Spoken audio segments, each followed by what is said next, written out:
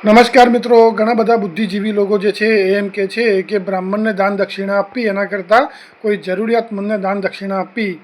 અને ઘણા બધા લોકોનો મત એવો હોય છે કે બ્રાહ્મણને દાન દક્ષિણા આપો એ ભગવાનને મળે.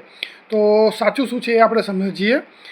સ્કંદ પુરાણ અને પદ્મ પુરાણ આ બંને જે છે પુરાણો છે, અને આ બંને પુરાણોમાં લખેલું છે સ્પષ્ટ કે જો તમે કોઈ એવા કાર્ય સિદ્ધિ માટે અથવા તમારા પિતૃઓને જમાડવા માંગતા હોય અથવા કોઈ વિશેષ કૃપા ભગવાનની પ્રાપ્ત કરવા માંગતા હોય, એટલે કે તમે કોઈ મનમાં સંકલ્પ લઈને જો કોઈ કાર્ય કરવા માંગતા હોય અને એનું જો દાન તમારે દક્ષિણા આપવાની હોય અથવા બ્રાહ્મણને જમાડવાના હોય, તો એ તમારે જમણવાર અથવા દાન દક્ષિણા જે છે એ બ્રાહ્મણને આપવું જોઈએ.